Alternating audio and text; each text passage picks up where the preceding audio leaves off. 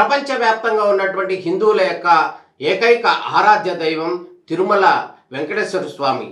అయితే తిరుమల వెంకటేశ్వర స్వామి యొక్క లడ్డూని భక్తులు ఎంతో ప్రీతిపాత్రంగా సేవిస్తుంటారు. ఎంతో పుణ్యఫలంగా కూడా లడ్డూను తీసుకుంటున్న పరిస్థితి కనపడుతుంది. ఇది ఇప్పటి నుంచే కాదు, కొన్ని వందల సంవత్సరాల నుంచి కూడా ఇదే ఆచారం కొనసాగుతున్న పరిస్థితి కనపడుతుంది. తాజాగా ప్రజలు భక్తులు ఎంతో భక్తి శ్రద్ధలతో తీసుకునేటటువంటి లడ్డూలో జంతు కళేబరాలకు సంబంధించిన కొవ్వు నుంచి తీసినటువంటి ఆయిల్ ఏదైతే ఉందో ఆ ఆయిల్ వాడుతున్నారు, ఆ ఆయిల్ వాడి లడ్డూలు తయారు చేస్తున్నారు అంటూ కూడా వచ్చినటువంటి విమర్శల నేపథ్యంలో, ఈ విమర్శలు చేసిన వారు ఎవరో ఆషామాషి వ్యక్తులు కాదు, చిన్న చితక వాళ్ళు కూడా కాదు. స్వయాన ఆంధ్రప్రదేశ్ ముఖ్యమంత్రి నారా చంద్రబాబు నాయుడు, సుదీర్ఘ రాజకీయ ప్రస్థానం ఉన్నటువంటి చంద్రబాబు నాయుడు, 4వ ఆంధ్రప్రదేశ్కు ముఖ్యమంత్రి అయినటువంటి ఆయన చేసినటువంటి వ్యాఖ్యలు ఎంతో ఆందోళన కలిగిస్తున్న పరిస్థితి కనపడుతుంది.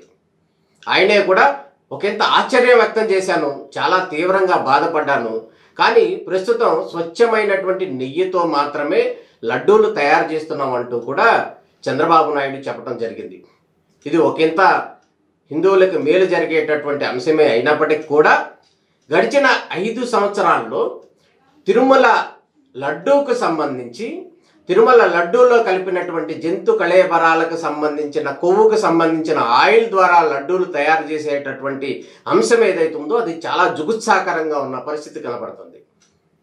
అంటే గడిచిన 5 సంవత్సరాల్లో తిరుమలలో అపవిత్రమైనటువంటి కార్యక్రమాలు ఎన్నో జరిగాయి అంటూ కూడా అనేక రకమైనటువంటి ఆరోపణలు వచ్చినప్పటికీ కూడా అవి రాజకీయపరమైన ఆరోపణలు లేకపోతే మరో రకంగా ఉద్దేశించిన ఆరోపణలు అంటూ కూడా అవి సమర్థించుకున్నప్పటికీ కూడా హిందువులు ఎంతో భక్తి శ్రద్ధలతో తీసుకునేటటువంటి లడ్డూ ఏదైతే ఉందో ఆ లడ్డూ యొక్క ఉనికిని ప్రశ్నించే విధంగా వారు తయారు చేసినటువంటి లడ్డూ ఆ విధంగా ఉంది అంటూ కూడా ఈ రాష్ట్ర ముఖ్యమంత్రి చంద్రబాబు నాయుడు స్వయాన వ్యాఖ్యలు చేశారంటే కూడా చాలా ఆందోళన చెందాల్సినటువంటి పరిస్థితి కనపడుతుంది.